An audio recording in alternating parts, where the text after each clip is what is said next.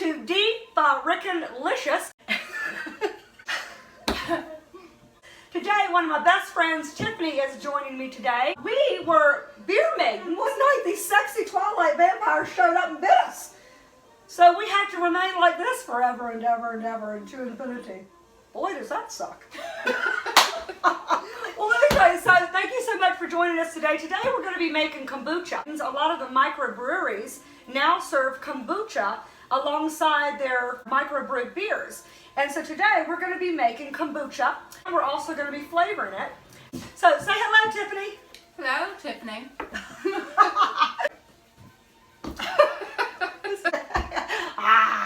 Kombucha is a drink that is probiotic, and it's very, very good for the digestive system. Tell them why you make kombucha.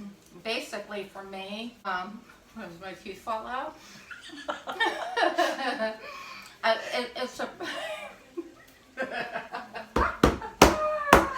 For me, it is because it's a probiotic. I have a lot of my stomach, if I misbehave over the weekend or indulge in junk food, my stomach will get all messed up, all bloated.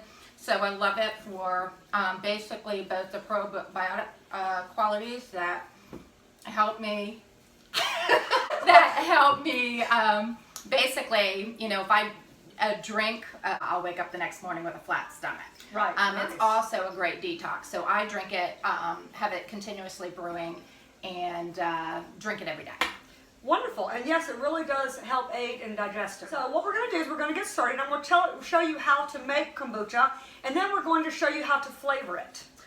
So what you want to start out with is some boiling water. All right. Ooh, making a mess. I guess I need my little funnel. All right, and to that, y'all like our Irish music? It's not quite boom boom, but hey, it More goes relaxing. Yes. And we definitely need to relax. Oh, God. So then to that, you want to add 1/4 cup of sugar. And we're just making one jar, okay?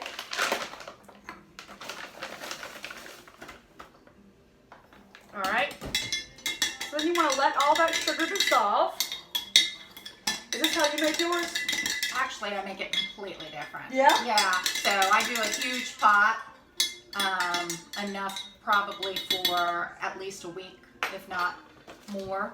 Right. So I do a huge pot, sugar, the tea bags, and then wait for it to cool, then put it in the single jars. Or not the single jars, but the jars. Okay. So, but obviously at the end we get the same results. Absolutely.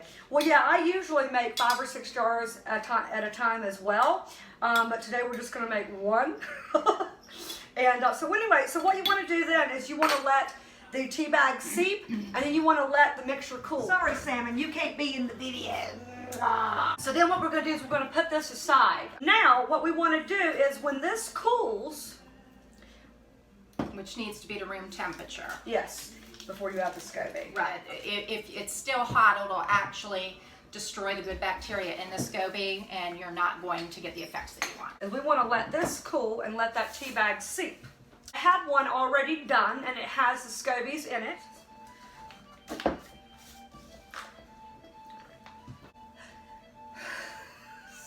Do you want to show Uh-huh. So this one or not necessarily that one?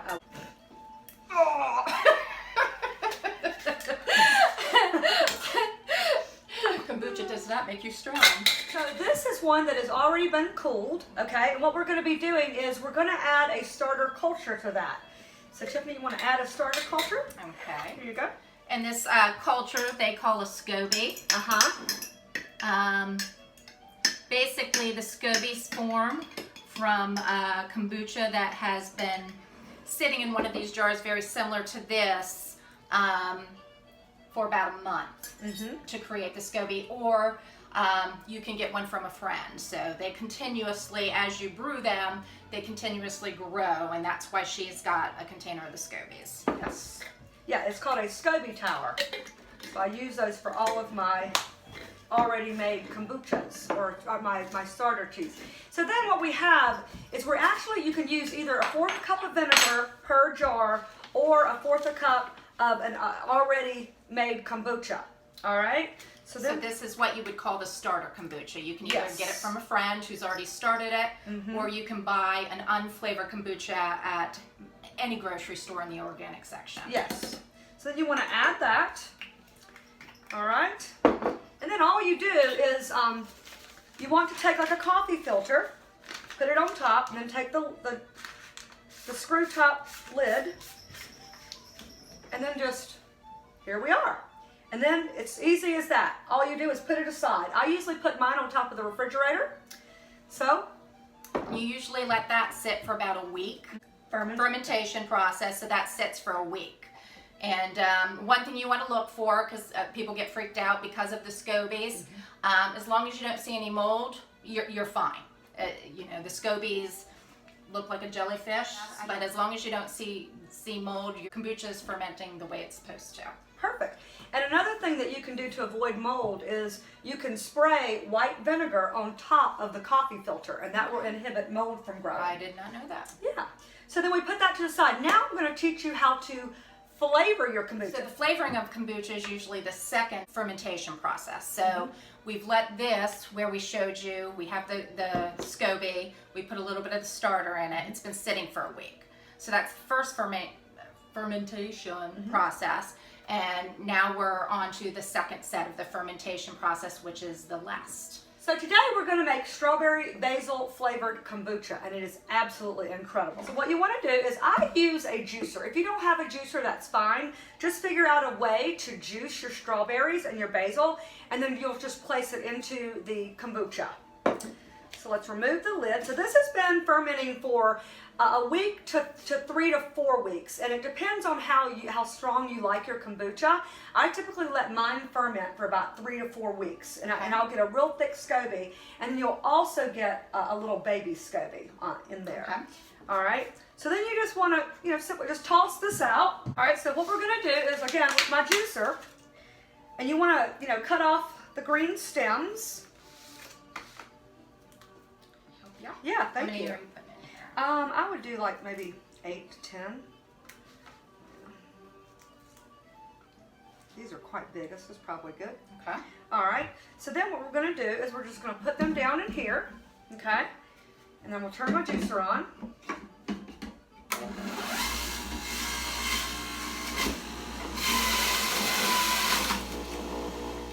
And then I'm going to add my basil. And I made strawberry basil one time, and it was absolutely incredible.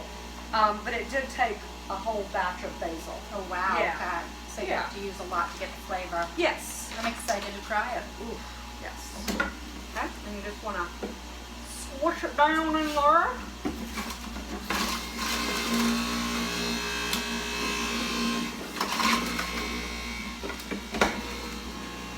That's more strawberries. Smell that? I do. Yeah. There we go. There comes the basil. I Yeah, wasn't seeing any juice. yeah, so just add some more strawberries to the basil, and then the basil will come swooshing out. Awesome. Now, one rule of thumb when you're adding your fruit to your kombucha, you want 20% juice in comparison to your kombucha. So if you're not quite sure how much to use, a good 20-80 ratio. Perfect. All right. So I have this little apparatus here, and I got it with this canning set that I bought. Okay. So I'll put that in here. Let's turn our little juicer off.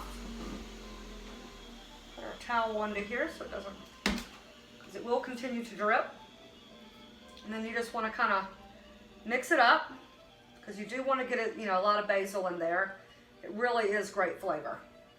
I know, I'm excited. I'm going to try some of that juice. Now watch this. This is what happens. You'll almost see it ferment like the bubbles immediately. See that? Yes. All right. Gotta taste it. Yes. It's good. Yeah. All right, so then what you want to do is you want to leave this sitting out on the counter, and I like to use these white plastic lids. Then you want to seal it and seal it tight, okay? Airtight. So as you see here, you see that carbonation almost immediately started to fill up in the jar. And what were you just saying? Oh, the basically airtight lid, and the fermentation, the acidity, the sugars, basically the fermentation is the bacteria eating the sugar. So this is a very low, even though it's created with sugar, the bacteria is eating the sugar. So once you have the final fermentation and the carbonation, you're looking at probably a 16-ounce drink that's about 30 calories. So not only is it great for you, but you're not indulging in a bunch of calories either. Right. Yeah. So another thing that you need to think about, you need to leave a little bit of room below the lid. You don't want to fill it completely up. I would give probably about a 1/4 inch so that there is a little bit of air. That too helps with the fermentation process or the carbonation. And you also want to make sure that you remove your scobies before you put in your juice to allow it to ferment. Correct. Yeah, and then you just want to sit this out. I'd say anywhere from 3 to 5 days. If you start to notice it seeping out of the jar onto the counter, that means that it could explode. Yeah. So you want to put it into the refrigerator, and the cold temperature will stop the fermentation process. It slows it down. And then in a few hours it's ready to drink. Because they are plastic lids, as you can see or feel that the lids are starting to expand.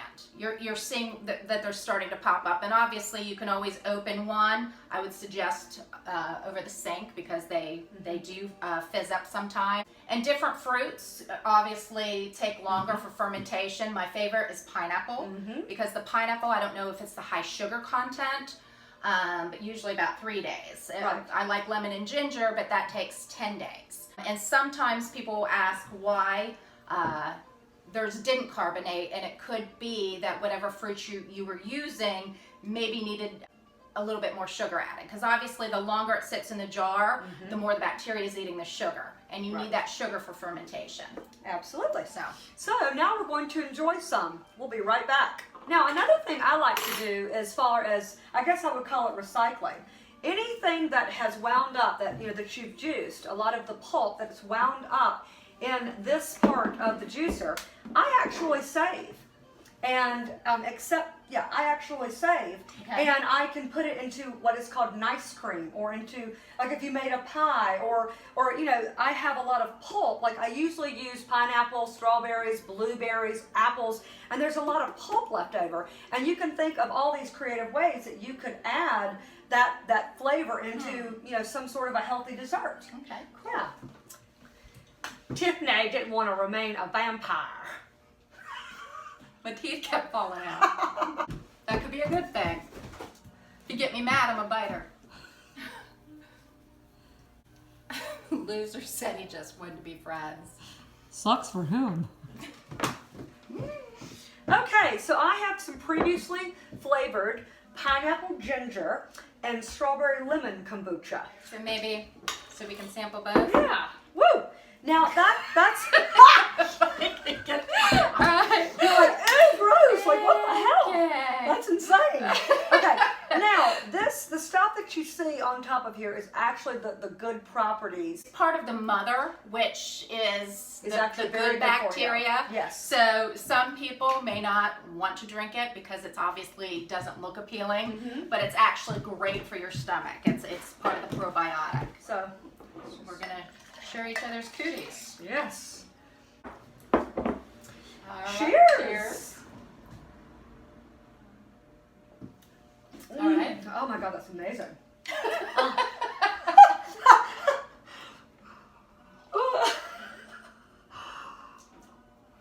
Yummy. Very good. So Oh my God, I love them both. They're amazing. So this is pineapple. That's pineapple ginger. I made Okay. that last week Okay. and put it in the refrigerator yesterday because they were about to explode all over my counter. And then this is strawberry lemon. Yum. This is wonderful. Yeah, I gotta try that one again.